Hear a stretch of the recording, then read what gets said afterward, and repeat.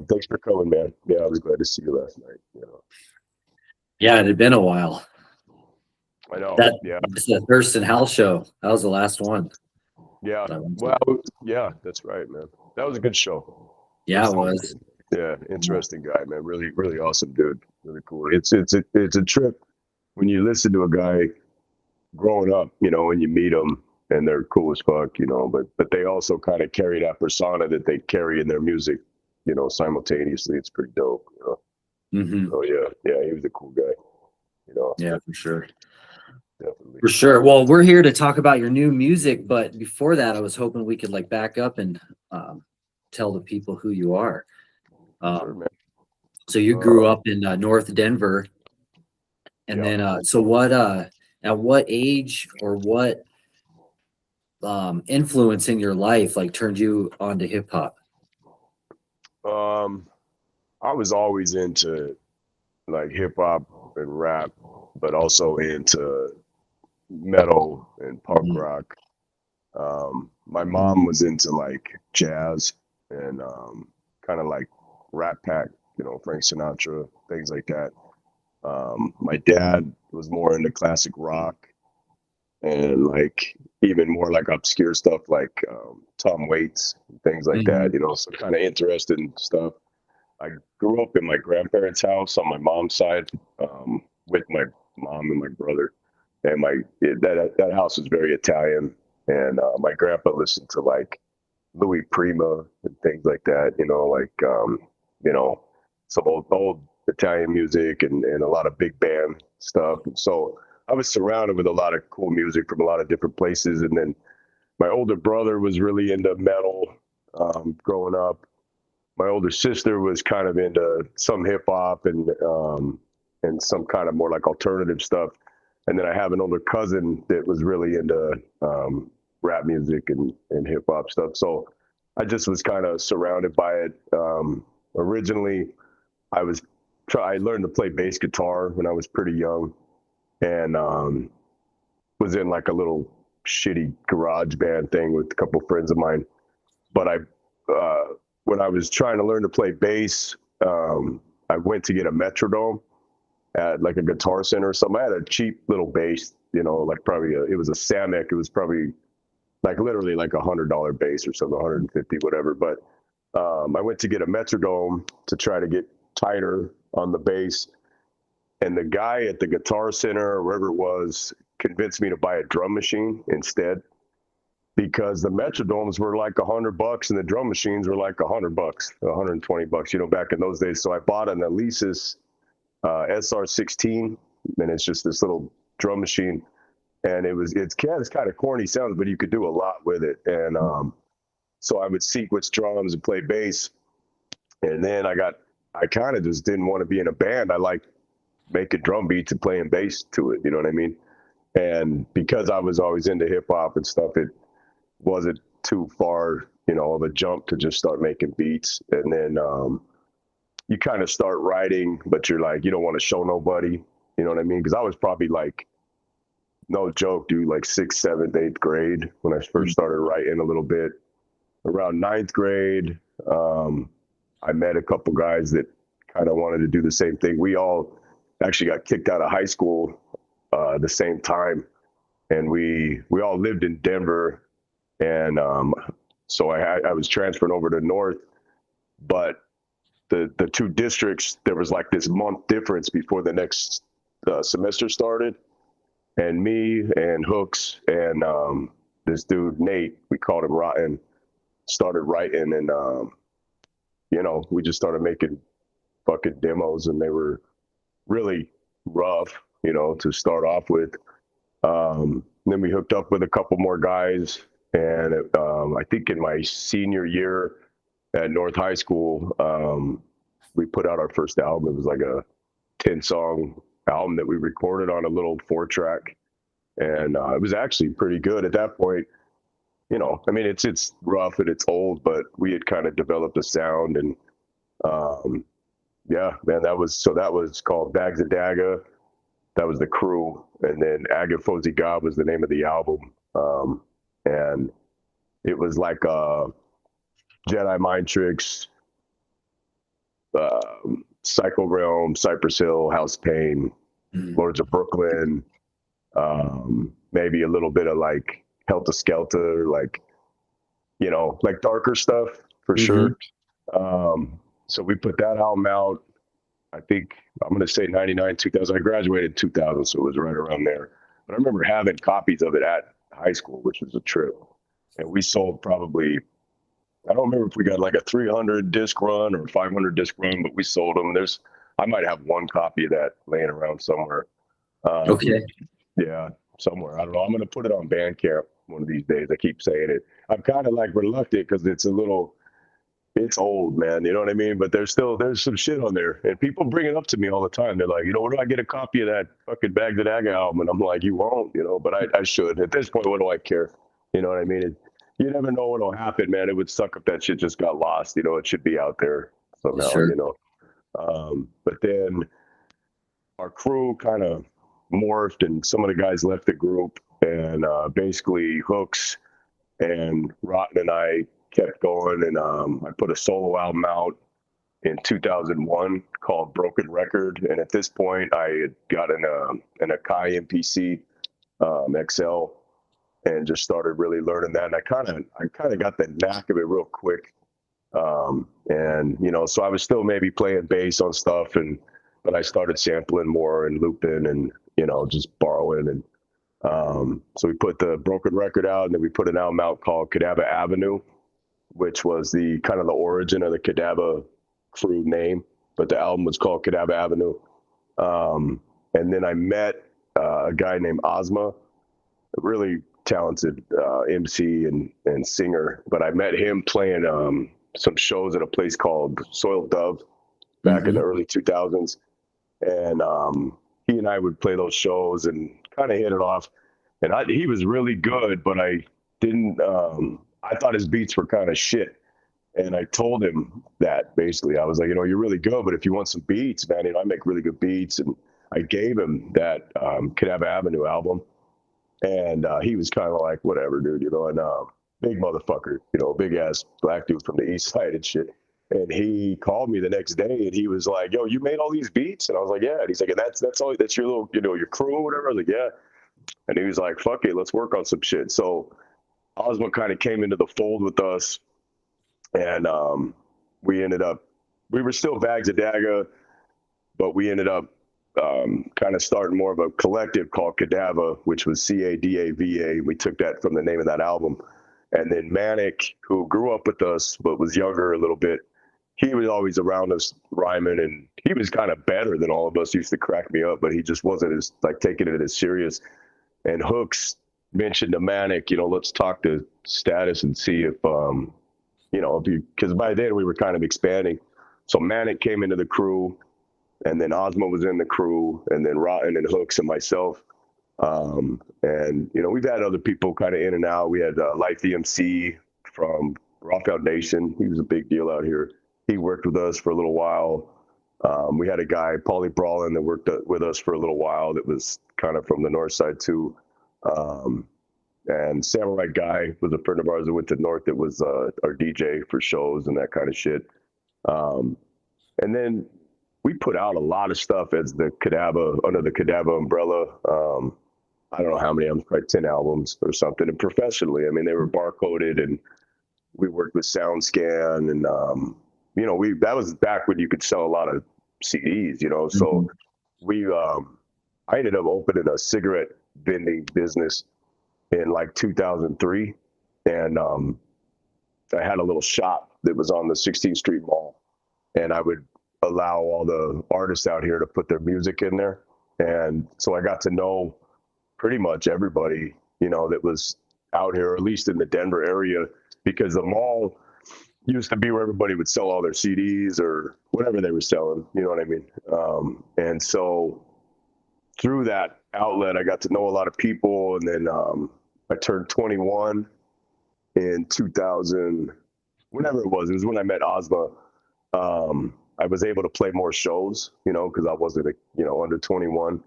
And I met a guy named Basic from a crew called Deaf Child, really good dude. I haven't seen him in a long time. But he basically told me, he said, "Hey, do you guys want to open for Jedi Mind Tricks at Nonfiction?" And I'm like to me, it didn't even seem possible. Like, I was like, what? Because I'm playing shitholes, man. Like, but whatever, we'd play anything. But I played a lot of shows. I used to play like once or twice a week if I could. So he got us that show with Nonfiction and Jedi Mind Tricks. And the whole crew went up there and we rocked it, you know. And I think we played that show with like Life Crew, which is Main Rock and all those guys. Yeah, I think it was Main Rock, Ichiban, Pirate Signal, Inkline. I don't know what collection of them, but then with Bubba Fly, I think was on that show too. But he was in a group called Bugaboo. Okay. Yeah, and so that was the first.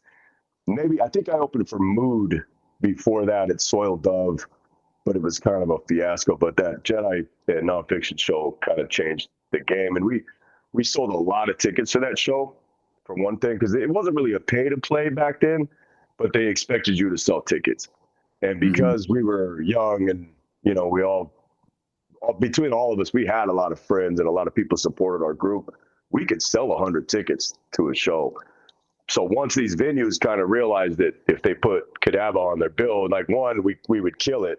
Like, man, when we were on our shit, you didn't want to go after us. You know what I mean? Like we were, you know, not that we were better than everybody, we were one of the contenders though. 100%. Like, we really fucking put it forward. And we were also way more hardcore and aggressive and darker and more serious maybe, or maybe more like sarcastic and tongue-in-cheek, or like something. Just there was so much kind of hippie backpack hip-hop going on, at least when you were doing the big hip-hop shows, that we stuck out, you know. And so because we could sell a lot of tickets, and because we were good on stage and there was a lot of us, so we could kind of, if we were opening for Too Short, we could play this more like kind of West Coast kind of, you know, type of set. If we were opening for Tech Nine, we could play something more like that. If we're opening for Necro, we could play like that. If we opened for Dead Press, we could play like that. You know what I'm saying? Yeah. So yeah, man, it just kind of went on and on from there. And but yeah, I'm trying to think. I guess then the digital era kind of came in, and I think the last album that we really put out was in like 2016 maybe, and it was a record with me and Hooks.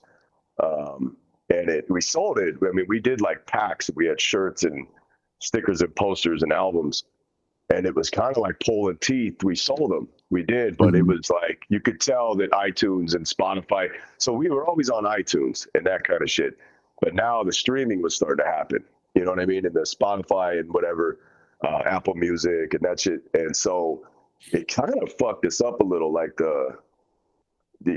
everybody in the group was kind of doing their own thing. I always was putting solo stuff out and also producing things for these guys.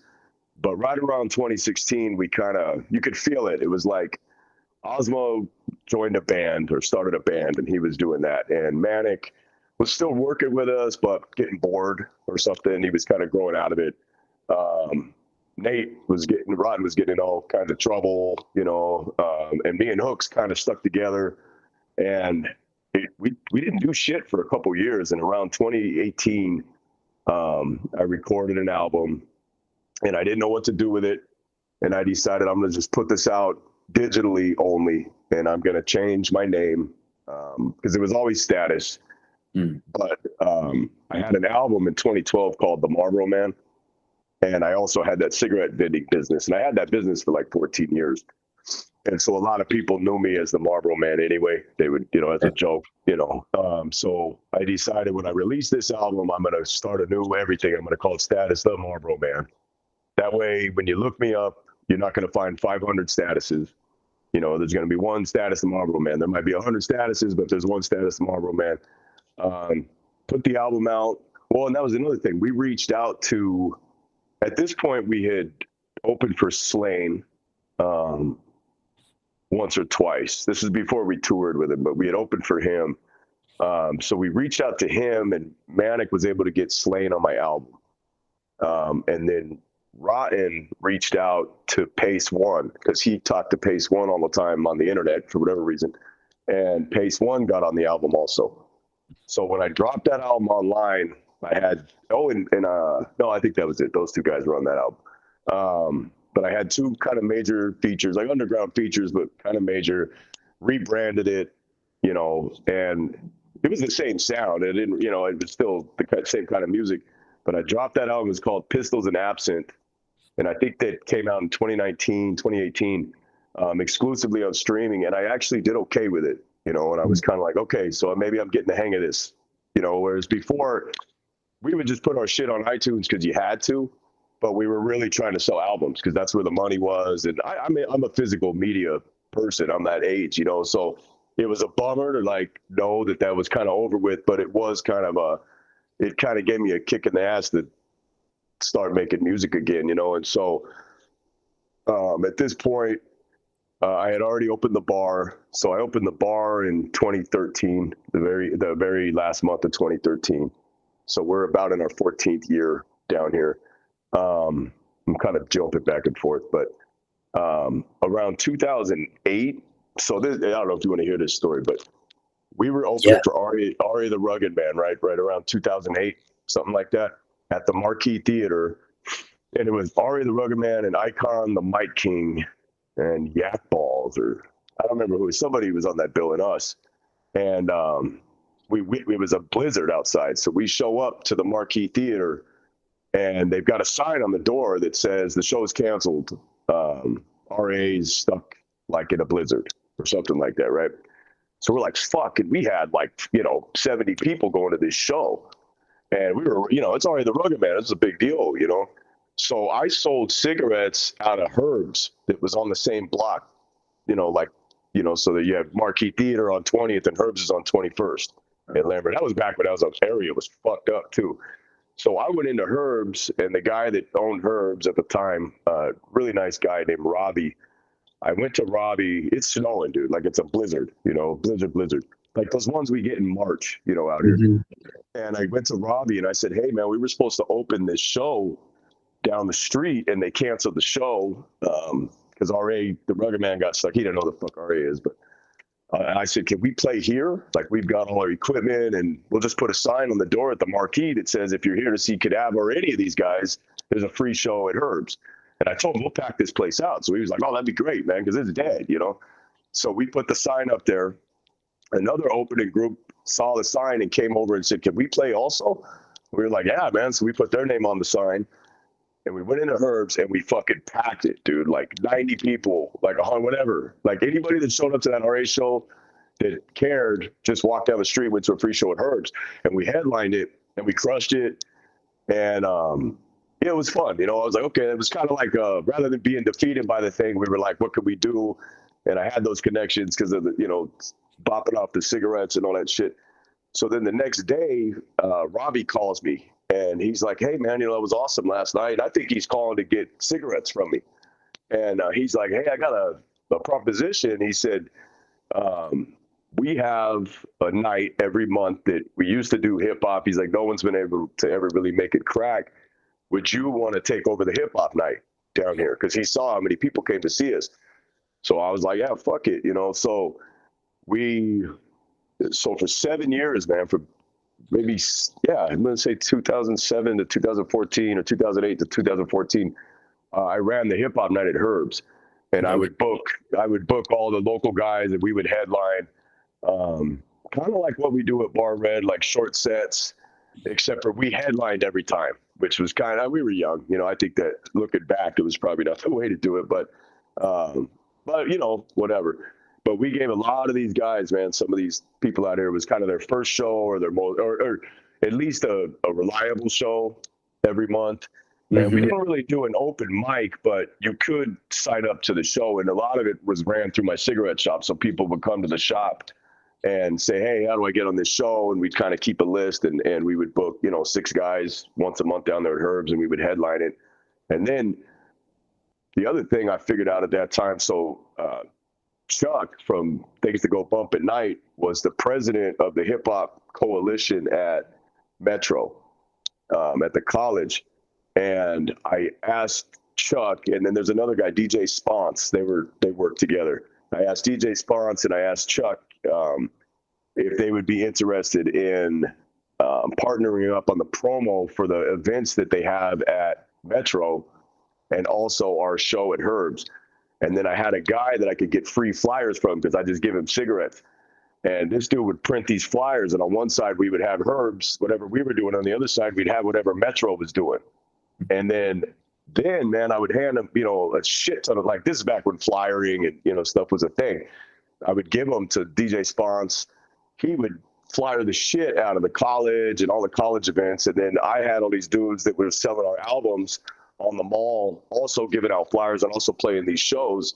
And man, we would pack that place. We just had this network, and so that was dope shit. And then I don't know where the fuck I was going with that, but the back to the getting that album out and getting those guys on that album and everything. That's what I was gonna say. So I had opened the bar in 2013, right? And I was still doing that night at Herbs. And one day I'm doing that night at Herbs, and it was kind of dwindling off. But we were still getting some people, and it dawned on me. I was like, why the fuck am I doing this at Herbs when I just opened this bar and we're slow as fuck, And like Herbs was kind of a shit show. Like, it was very rowdy. We sold like $3 Long Island iced teas, and we had fights in the back. And it was, so I was kind of, the bar is nice, the Bar Red. And I was hesitant to bring that element into the bar, but I needed the business too. You know what I'm saying? So around 2014, 2015, we started putting music in the bar, and we kind of eased it in. Like, we would do a little bit of hip hop, but also mix it with like some neo soul, or mix it with some spoken word or something. You know what I mean? And over time, like Pause One, for example, that was here last night, he reached out and he was on like a little mini tour, and he would headline. We had Adlib reached out. He was in a group called Space Camp, and they reached out and they headlined. And then we had Eggroll from Disciples of the Sick, who's like an affiliate of Psycho Realm, reached out, and he headlined. And we had this guy Billy Batts out of New York, I think he's from Harlem or something, he headlined. So we were getting, it was beyond like local, but it was still pretty underground, and then at some point there was a promoter, two different promoters, but one promoter specifically contacted me, and he wanted to bring MC8 to the bar, which I thought, I don't see this happening, but he did it. And he was it was cool. I mean, he opened that. It kind of showed that people would show up in a little bar to see a bigger guy. You know what I mean? So, we had been doing these shows and kind of underground motherfuckers, but once MC8 played, then other people started contacting us, like Elda Sensei and Tash, and Afro obviously was a big one, became friends with him. And so that thing, that it just kind of grew into what it is, you know what I mean? And in the meantime, I put that album out, and then I kind of consistently started putting records out, about one a year since then, or some sort of project once a year since then, and kind of really grew my presence online. It's not famous, but bigger than it ever was. And then allowing people to come down here and rock these shows and get to experience like even a miniature version of what we got to experience, back in the day, getting to open for, Jedi Mind Tricks or Tech Nine or Too Short or Immortal Technique or Dead Prez, or, we opened, I mean, I can't even think, it's harder to think of fools I didn't open for, in a way, like between 2003 and 2012 or 13 or something, you know what I'm saying? Yeah. So it's kind of fun to like bring these legends to the bar, and using connections that I have from doing little tours back in the day, or or I know a guy that knows this guy or whatever, and then allowing these dudes to come in and rock with these guys, and I still get to be involved. I get to host it, play a couple songs or whatever, So yeah, it's a journey, but it's been good, And then the side note and all that, in the middle of all that, I opened the steakhouse inside the strip club across from the bar that I had with my dad for like 11 years. And so while this was all going on, I was doing that. And I used to run back and forth from the steakhouse across the alley back to the bar. And man, it was crazy, you know. And I still had that fucking cigarette thing.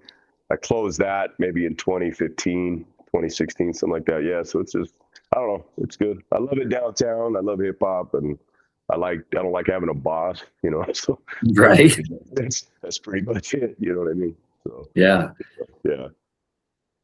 So, you've toured around the country. Who have you toured with, and what were some of those tours like? We You toured mentioned Slain. with Slane. We toured with Terminology. We toured with Brown Lucci, who is another guy that's kind of part of Cycle Grown and all that. We did some shows with Black Knights. We did some shows with, I think it is Ahmed. Is that his name? The back of the day when I was young, I'm not a kid anymore. Yeah, you know, yeah. we did some stuff with him. We played Las Vegas, Phoenix, Tulsa, a lot of places in California, Salt Lake, and then all over Colorado. We never made it to the East Coast. It was always like this side of things, you know what I mean? And then we did some kind of mini runs here in Colorado. We did like 4 dates with Guru, which was really dope, with Jazzmatazz and Guru. Kind of got to know him a little bit, you know what I mean? And so when he died, I was really thankful that, you know, we got to do that. Trying to think. Off the top of my head, those are the bigger ones. And then we did some stuff that we set up, you know, where you kind of try to set up your own tour, you know how that goes, you know, but we did that too, you know. It's always better. I'd way rather be the guy that warms up the guy that's going to bring a lot of people than try to be the guy that's going to bring a lot of people, you know. Yeah, sure. You know what I'm saying? Because it's in this, you know, there's certain areas, you know, I could absolutely pull, you know, and as a collective we could pull. And then there's other places they don't know who the fuck we are. You know, it just is what it is. That's why you're there, is to tell them who you are, you know. So I'd rather be opening for somebody who's got a little bit of a scene, you know. Yeah. So yeah. So, yeah, no, the Slane tour was the last time I got in a van and drove around. You know, that was it was tough because I had a really good time, and we got to play, like, we played the Whiskey a Go Go, me and Manic. It was fucking awesome. I mean, that was a big deal. We're in that green room upstairs, and there's like, you know, Sid Vicious and fucking Jim Morrison, Sign the Wall, and like Lemmy, you know, and like it was pretty awesome, you know.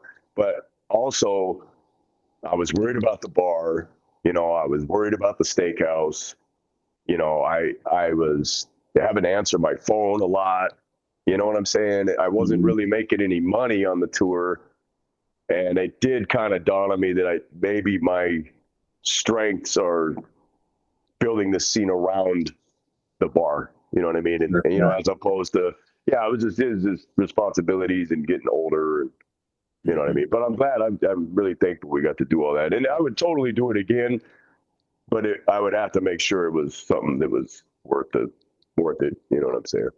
You know? Yeah. So I don't know how many motherfuckers want 45-year-olds touring with them. We don't know.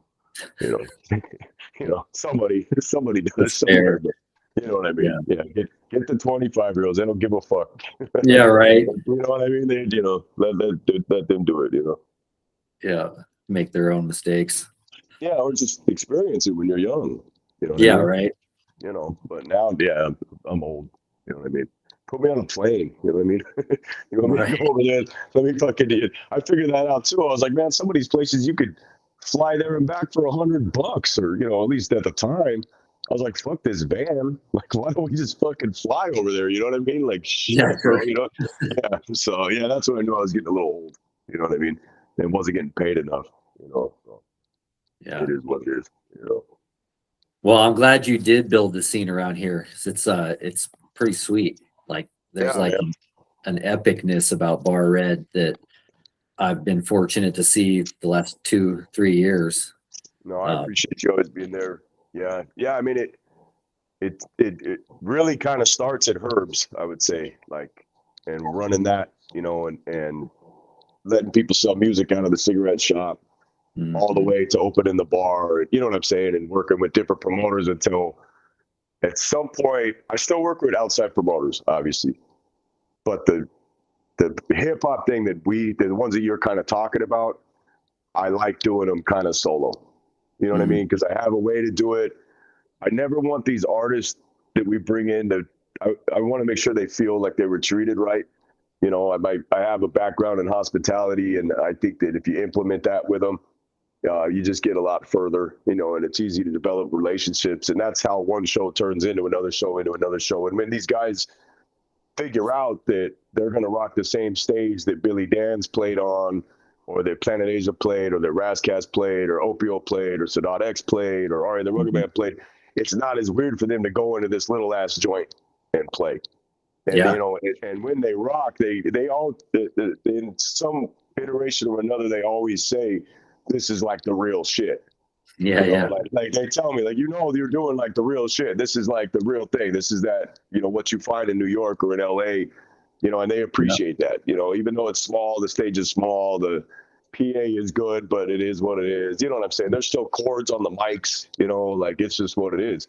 You know what I mean? I'm up there running there, turning shit up and down right in the middle of sets because it's how we do it. You know, it's almost like a once a month pop-up show.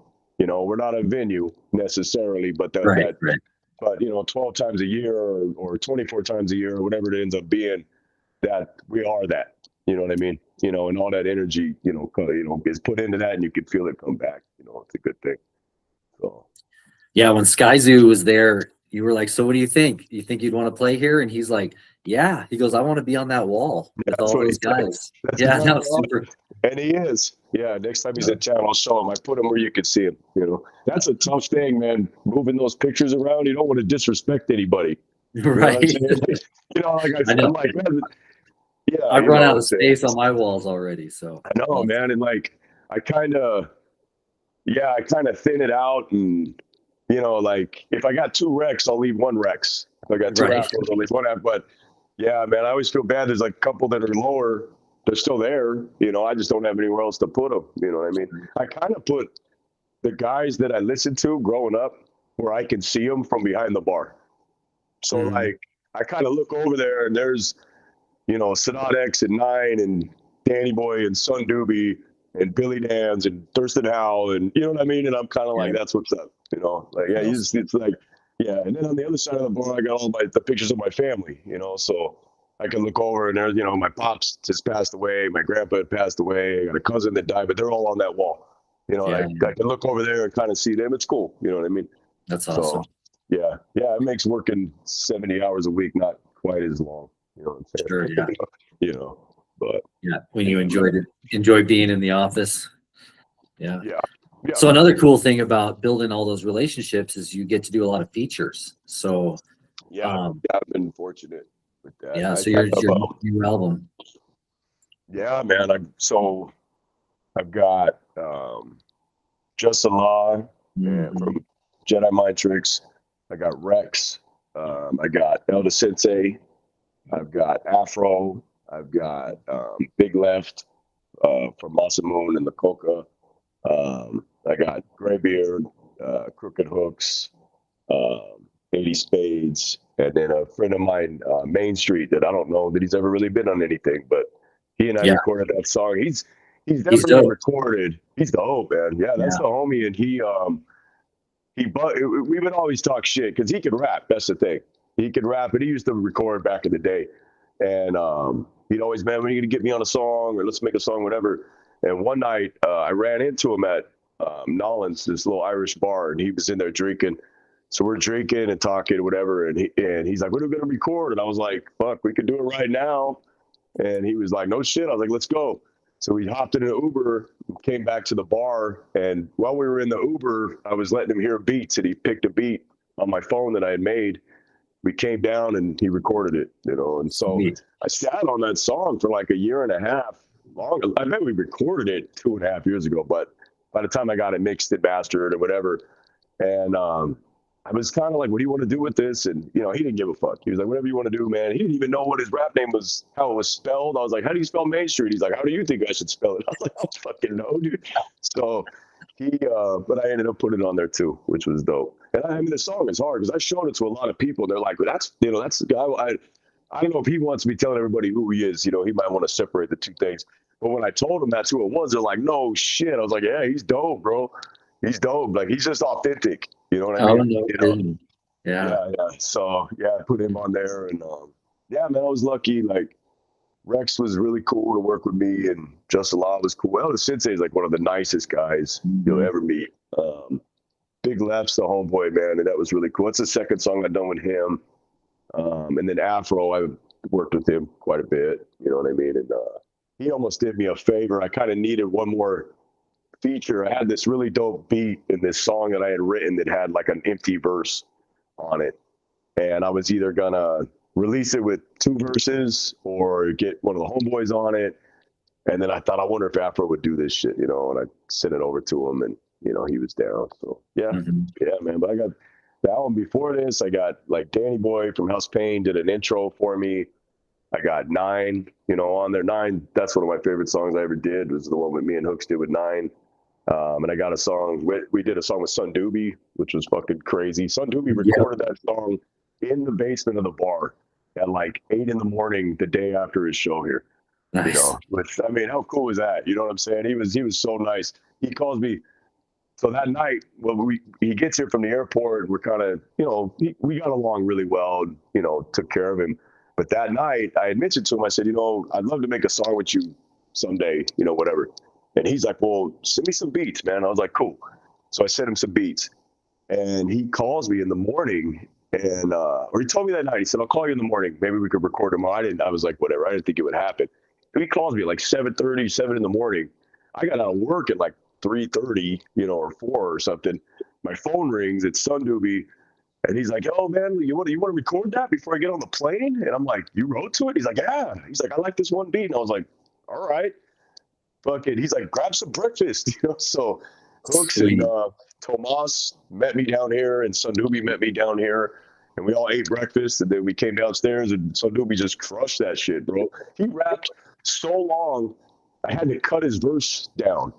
Because it was like he had like a 16, and then he just kind of kept going, and it kind of was just trailing. Like, he was just looking at me like, I don't know what I'm doing. It was dope, man. You know? And bro, when he's got that line on there that he's like, I never seen a UFO or a faithful hoe. And dude, when he did that line, I looked at Hooks, and we wanted to like I don't know, cry or yell or like so. We were looking at each other like, I can't fucking believe this is happening, you know, because I've been bumping that motherfucker since I was in like 6th grade. Yeah, You yeah. know what I mean? So cool. Yeah, really awesome guy, man. Shout out to Sun Doobie. Really all them dudes, you know. But yeah, but with this album, it was cool to have those features, and I was more patient than I was the last few years. Instead of dropping 2, you know, like 8 songs and then 6 songs and 8 songs, I really wanted to make a full cohesive album. All the beats I kind of made in one session, even if that session was 9 months long or something. And I was inspired, you know, that Redman album that came out last year or whatever that was, long as fuck. It's like 40 songs or something. Yeah. And, you know, there's probably 15 skits and a couple interludes and whatever. But I just thought, how cool was it that Redman said, fuck all this trend of these little EP album things.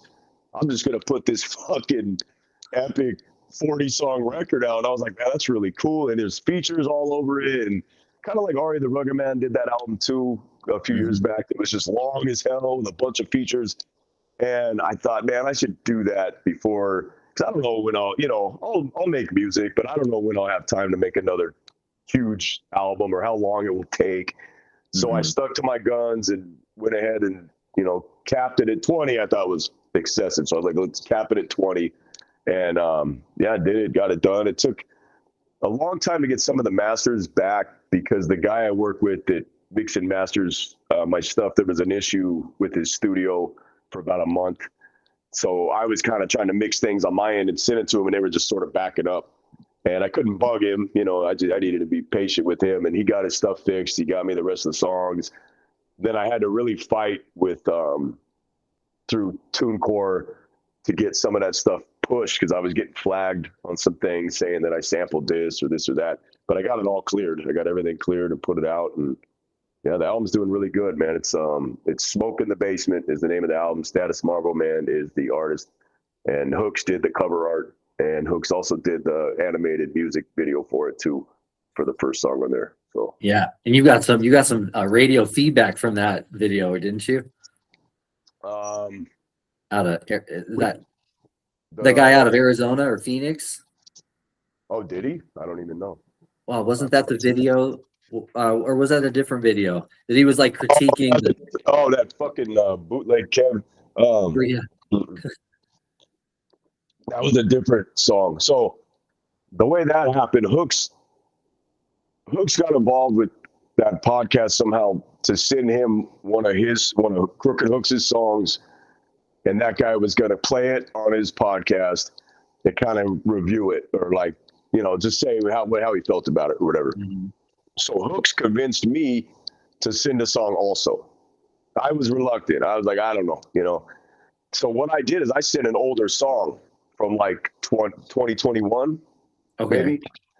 But the reason I sent that song is because Hooks did the video for that song the same way he did the video for the song he sent of his, right? So they're like this mashup of old movie clips.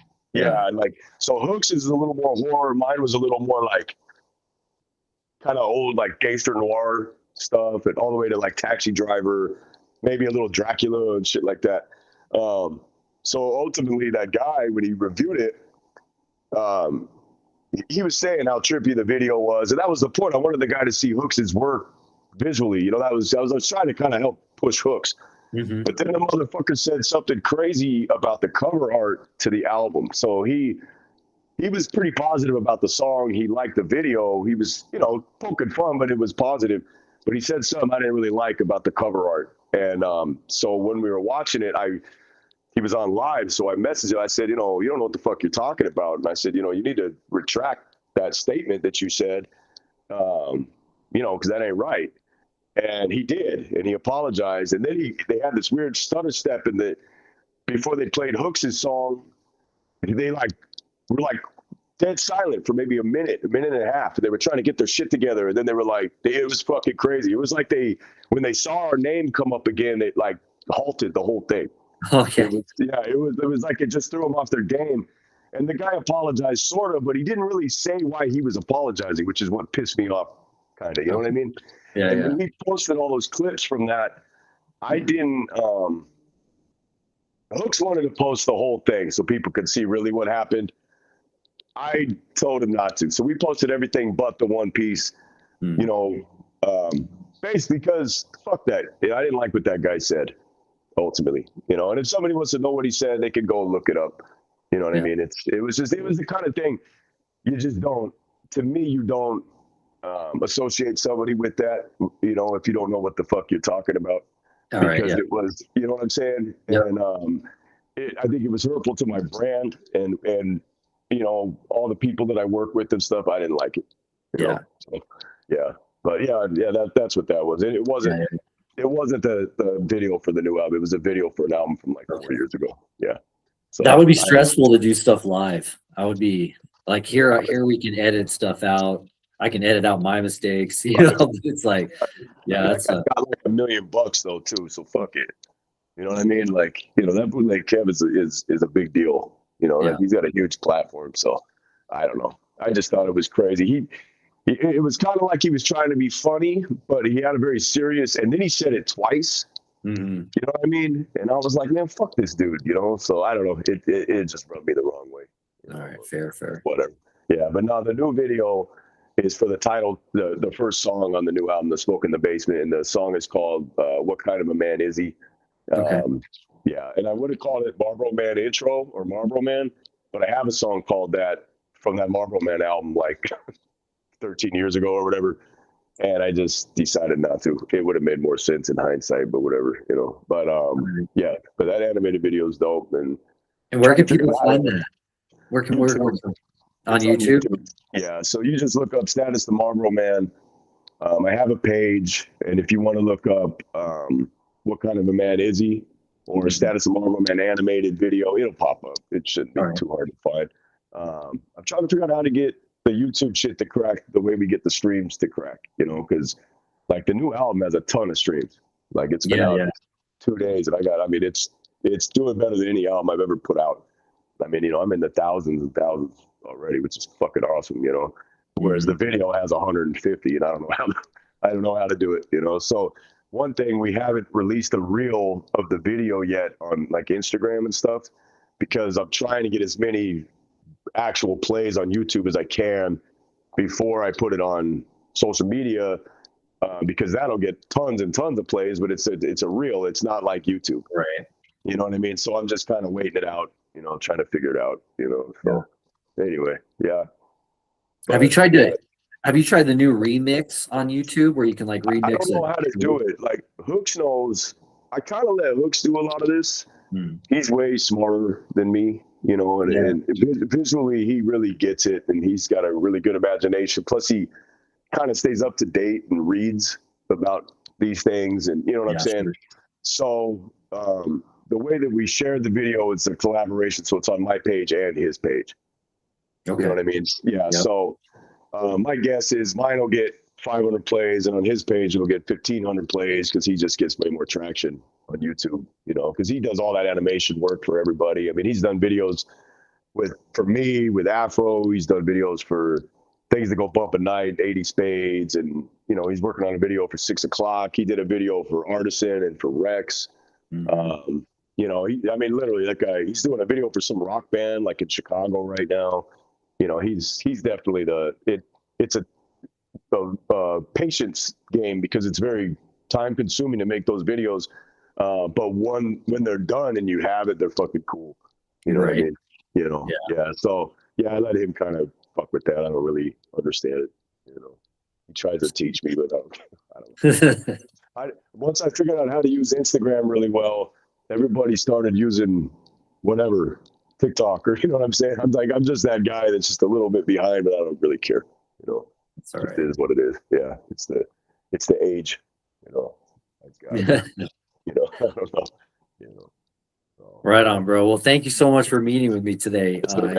Everyone, go check out the new album, the new video, and locals. If you haven't been to Bar Red yet, it's a once in a lifetime experience, and you'll want to keep coming back.